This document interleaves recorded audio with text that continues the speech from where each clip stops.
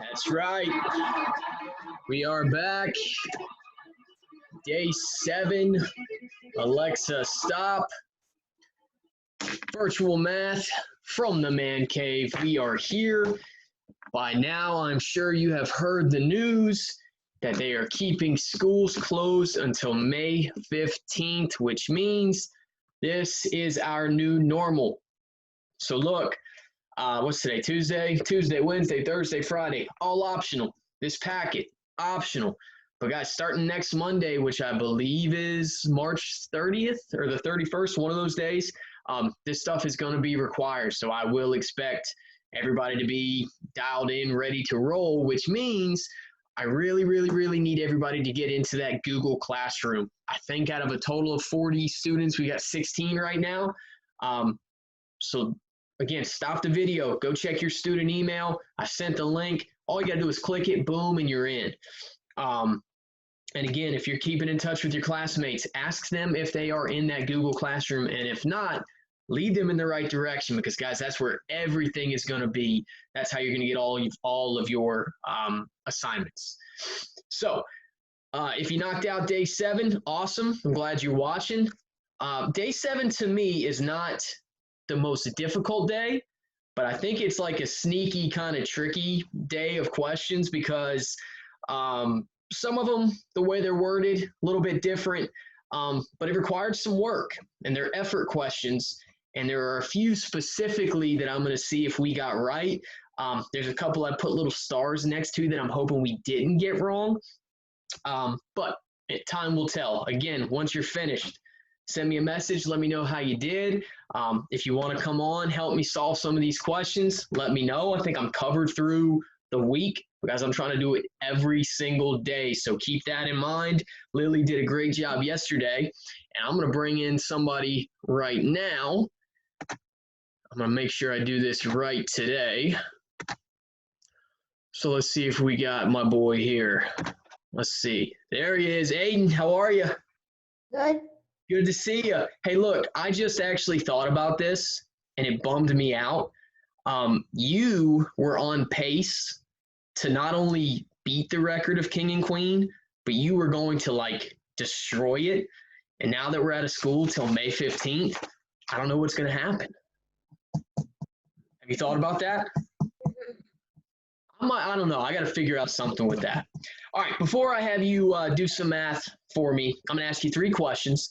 My first one's going to be, what's your favorite part so far about being home? Playing my Nintendo Switch. Of course. Is that number 1? That's your favorite thing? Mm-hmm. I'm not that surprised. All right, number 2, what's your least favorite thing about being home? Having to go up to my room because of a noisy house and doing schoolwork. Well, that's a good thing. That means your parents are doing the right thing. But I could see how you'd rather be doing something else. Last question. Is there anything you're doing or is there anything your parents are doing to kind of keep you organized while you're at home? Keeping my room clean and doing chores. That's awesome. And you don't like that, right? No. Well, that's all right. Good lesson to learn. All right, so you said you do have that packet in front of you, right? Yes. Perfect. All right, I want you to choose any 3 questions that you want to go over for us. 2, 5, 7. 5, 7. I actually put a star beside number 7 because I'm really, really hoping we don't have anybody miss that question. All right, so let me get number 2 pulled up here. I'm going to read it, and then I'm just going to have you kind of talk me through it. So number 2 says, Emmanuel jogs 4 miles in the morning and 5/6 times as many miles in the evening. How many miles does Emmanuel jog in the evening? So let me get my whiteboard pulled up here. And Aiden, how would you solve that one? I did 4 times 5, 6. Start. All right. I did, I got 26. Because you only do that whole number times that numerator. All right, now if you're looking at your answer choices, was that an answer choice? Yes. It was. So they didn't make that one too challenging, did they? But if you didn't see 26th, what would you have done? I would have changed it to a mixed number. Very good. All right, so number 2, you should add D, 26th. And I said yesterday in the video, when you see times as many, you want to do that box method, but we're not drawing 5/6 of a box. So that was number 2. Great job. Now we are looking at number 5. Let me get that one pulled up. All right, number 5 says, Deshaya eats 2/6 box of cereal for breakfast each morning. If she eats the same amount of cereal every day for 5 days, how many boxes of cereal will Deshaya eat? What are you thinking on that one, Aiden? I did 2 6 times 5. All right. I got 10 6. 10/6. Is 10/6 an answer choice? No. Good. So what did you have to do there? You had to change it to a mixed number. Good. All right. And how would you do that? You'd change see how many times 6 could go into 10. It could only go in one time. Yep. And then the remaining times is 4. Good. And then the denominator stays the same. All right. So that takes you to 1 4/6. Is that an answer choice? Yes. It is. That would give you A. So again, let's say that that was not an answer choice. What would you do to 1 4/6 if you didn't see it? You would simplify and get 2/3. You're the man. And don't forget that 1, right? Yes. All right, moving on. Last one. We are looking at number 7. This one right here, fingers crossed. It says Anna drinks 0 and 57 hundredths liters of soda. Paige drinks 0 and 6/10 liters of soda. It says who drinks the most soda. Now, Aiden, what do you think some people might have done? Like if you looked at this, what do you think that somebody may have? They would have said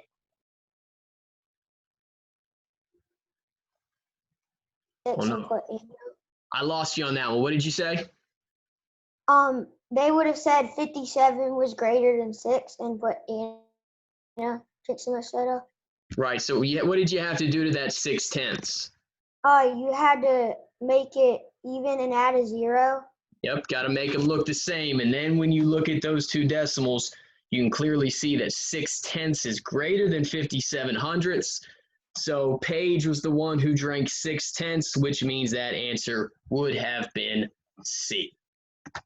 Aiden, you are the man.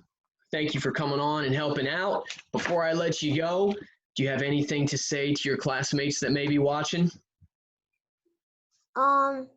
This is kind of like being on TV. It is kind of like being on TV, except I'm not famous yet. Hey, are you on that Google Classroom? Yes. You're the man. If you talk to any of your classmates, make sure they get on there for me. Okay. Aiden, thank you for joining, sir. Hopefully I'll see you soon. All right, buddy. See ya. Bye. All right, there's another guest who absolutely crushed it. That's all you got to do, folks. Come on, help me with a little bit of math. And that's that. All right, so we've knocked out 2. We've knocked out 5. We've knocked out 7. We're going back to the top. We're going to number 1. And when I looked at this question, I still expect you to get it right. I didn't really like how it was worded. It says, which expression best represents the model below? Really, you just had to follow the arrows and see where you're ending up. And if you're starting at 0, counting your jumps, really, you just have to end up at 3/4, right? So if you're looking at your answer choices, just solve them. Do it exactly what it says. Like A says 3 plus 3/4. You can add those together and get 3 3/4. That's more than what we need. We just need 3/4. So I would get rid of A, and then I would try B right below it. It says 3 minus 1/4. Now, even though we know that's not going to be the answer, this is good to review. If I can get it up here. 3 minus 1/4. Our rule is you cannot take a fraction unless you have a fraction. I don't have a fraction with my whole number. So what I'm going to do is I'm going to give it a fraction. I'm going to take a whole from 3. That's going to change it to 2. And that whole that I took away, I'm going to put it back as a fraction, which in this case would be 4/4. And I can subtract. Now, even though I'm still not going to get the answer I'm looking for, good review. All right, so A and B have been eliminated. Get off my screen. Now we're going to look at C. Let's see. It says 3 times 1/4. Now this goes with kind of what Aiden just showed us. If I can get to show that. All right, that's a huge space there. You only go whole number times numerator. So you get 3 times 1, you get 3. Denominator doesn't change. That right there shows us that C is the answer. We'll check D anyways, but guys, really you wouldn't do any work there because we've never divided a whole number by a fraction, so that's going to eliminate D. So that's going to give you C for number 1. Again, I don't really like how that one's worded. You can still figure it out and get the answer, but number 1 should have been C.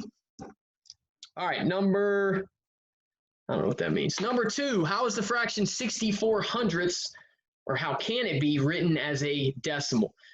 A couple videos back, I think we talked about this. Anytime you're dealing with hundredths, it's going to be 2 numbers behind the decimal. And guys, in this case, it's just 0 and 64 hundredths. B would be 6 and 4/10. C would be 64, just whole, because to the left of the decimal, you always got your whole number. And then D would give you 1 and 64 hundredths. So that one, as long as you know tenths is 1 number, hundredths is 2 numbers, that one's probably not an issue. But again, even though those might seem super easy, that's something you could see at the end of the year. All right, looking at number 4, same type of deal. It says, how is the decimal 0 and 4 hundredths written as a fraction? Again, you see 2 numbers after that decimal. You automatically know it's in hundredths. How many hundredths? 4 hundredths, which would look like this. Now, you cannot show that in tenths, because I could take a 0 from here, but I wouldn't have a 0 up top to take away. So it would just be 4 hundredths, which would be B. All right, so number 6 is kind of where I get into that category of I think some of these can kind of be tricky. I'll pull this one up so we can see it. All right, number 6, it says, Ethan uses the model to multiply a whole number by a fraction. So one of those answer choices is going to be equal to what we have shaded. 2 things you could do here, and you just got to have to kind of follow my mouse on this one. You could say, okay, I see 2 whole models shaded. 2 whole would mean I have a whole number of 2, and then 2/5 of this model, which would give me 2 and 2/5. Or you could look at it this way. I've got 5/5 here, 5/5 here, 2/5 here. So if I showed that on my whiteboard, that first model has 5/5 shaded, the second has 5/5 shaded, the third has 2/5 shaded. I could add those together and I would get a total of 12/5. Now, if I'm looking down at my answer choices, I would have to solve those to see which one of them is equal to 12/5. If you look at D, D says 12 times 1/5. Goes back to what Aiden just showed us. You go whole number times the numerator, you would get 12. Your denominator wouldn't change. That would give you D, which is 12 times 1/5. So D would be your answer for that one.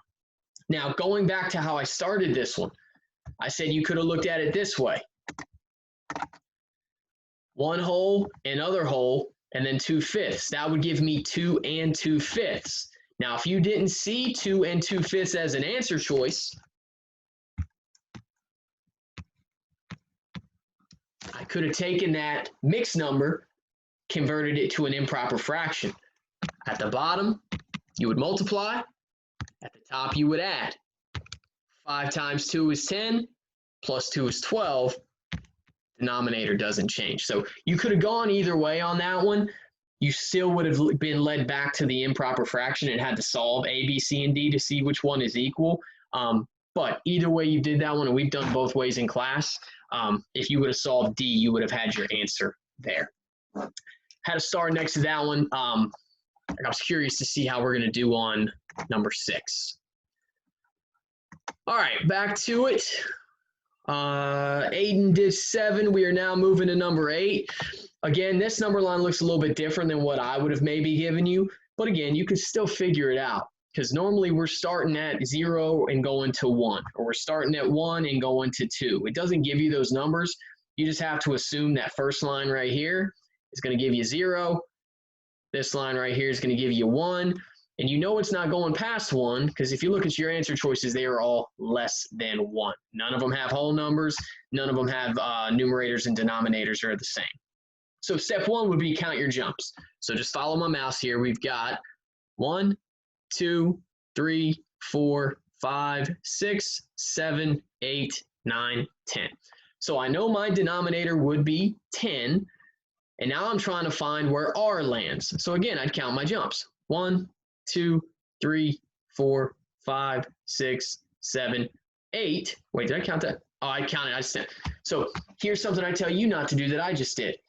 Like when you're counting a jump, if you're about to physically jump, you don't say 1 before you jump. You jump and land and say 1. So I just made that mistake. So I'd go 1, 2, 3, 4, 5, 6, 7, 8, 9, 10. So 7 is where R falls. So 7/10 is an answer choice, which is B. What I want you to do is, I'll give you like 5 seconds to pause this. I want you to write that 3 different ways. I've given you 1. I want you to show me 3 other ways that you could write that. All right, so you could have shown that as another fraction, added zeros, showed it as hundredths, boom, boom. Or you could have written both of those as decimals. 0 and 7/10, 0 and 70 hundredths. 4 different ways you could have written that one. If you didn't see 7/10 as an answer choice, you might have seen one of the other 3 on there. All right, that was 8. Moving on to that second page.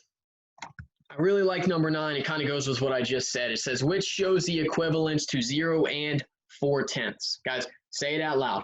4/10. One of those pictures is going to show you 4/10 or something equivalent. Now, these are a little difficult to see shaded, but if I'm looking at A, I know it's in hundredths, and there are 4 shaded. Okay, so that gives me 4 hundredths. That's different than 4/10. Now, if I look at B, that shows me 5/10. C gives me 3/10. So let me write all these down. You've got 4 hundredths, 5/10, 3/10, and if you're looking at D, that gives me 40 hundredths. But ultimately, what we're looking for is 4/10. Think about what I just told you. We don't see, none of those say 4/10, but I can show that fraction 3 other ways. Now, I can show it 2 times as a decimal. None of those answer choices are decimals. But there's another way I can show that as a fraction. I could take it from tenths, turn it into hundredths, and that would give me D 40 hundredths. That one's got a star because I'm really hoping nobody's choosing B or C because they look close. Don't panic. Mental checklist. Okay, I don't see my answer. Can I show it a different way? Something equivalent. Can I simplify? All that different stuff. Improper fractions. You know the mental checklist. In this case, only one of those applies. But for that one, you would have had D. Looks a little bit different, represents the exact same amount. All right, we are cruising. Going on to number 10. It says Samantha is comparing 2 models of numbers shown below. It says if one large shaded square is equal to 1, which number sentence quickly compares model A to model B? Okay, am I missing something here? So here's what I'm going to say on 10. I can't see what's shaded there. I'm assuming you can't see what is shaded there either. I can vaguely see some stuff on there. I'm not even going to mess with that one. So if you did number 10, and you see, or you just guessed on that one, or you tried your best, I'm scratching 10 out of there. I didn't realize that one was hard to shade, but we're not worried about 10. All right, so that means we're skipping right down to 11. Great question. And look, been a while since we've done area and perimeter. Personally, I would say that you should have been able to do this question last year in 3rd grade. I guarantee you, if you got a brother or sister who's younger than you in 3rd grade, this is stuff they were working on, or maybe they didn't get to it yet. But it says Peter makes a rectangular playpen. Normally, I would tell you to draw a picture. It gives you a picture.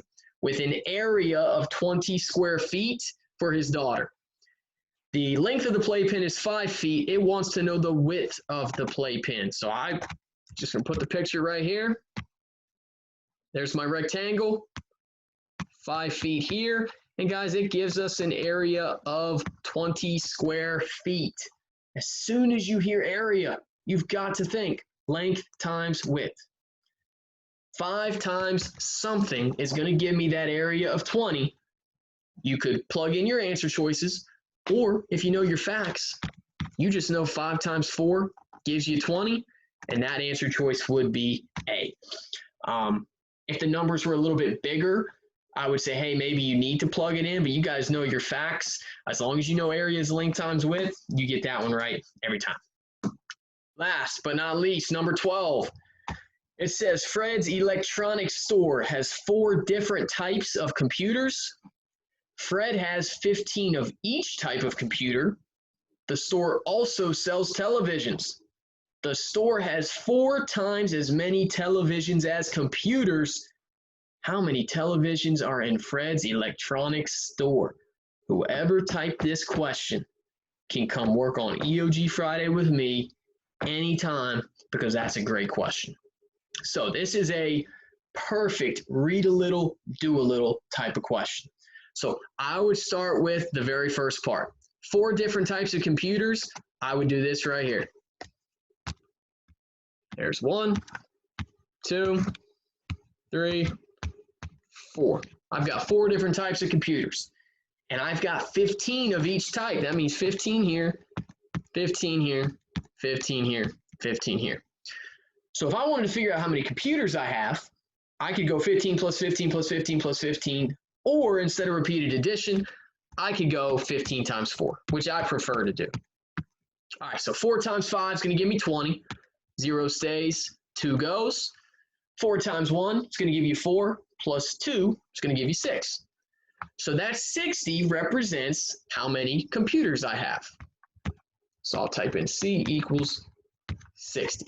Now, back to my answer choices, which B is an answer choice, which, guys, you're not going to read half a book and say, oh, I'm done with that book. You're not going to go see half a movie and then go walk out without seeing the ending. You're not going to get your answer by just reading 2 lines. All right, so we've got our computer number. Store also sells televisions, and the store has 4 times as many televisions as computers.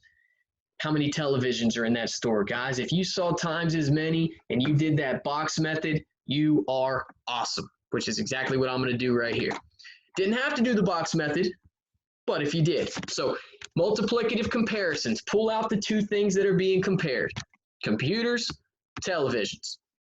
It says there's 4 times as many televisions, which means televisions gets 4 boxes. And computers automatically gets 1. Well, look, we did all that work. We know there's 60 computers in only 1 box, which means there's 60 here and then 60 in all the rest. What's very important is that you read the question and see what they're looking for. They are looking for televisions. Televisions gets my star.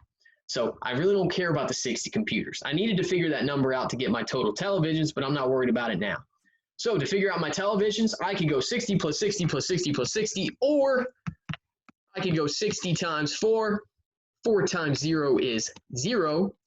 4 times 6 is 24.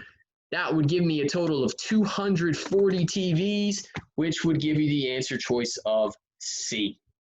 Really good question. If you're getting that one right, box method or not, good job. Now, if you're missing that one, box method might be something that helps you. Hopefully, you're just reading that question right. So that does it for day number 7. we're working our way through this packet, almost done. Just another reminder, I know I'm blowing up your phones and your emails about it, but guys, I really need you to get into that Google Classroom ASAP, as soon as you can, because once we get Monday coming around, that's where everything's going to be posted. Shout out to Aiden for being my special guest. I appreciate you. We got more guests coming this week. Shoot me a message if you're willing to come in. Thank you for watching. Thank you for working. As always, miss you guys. Enjoy your Tuesday.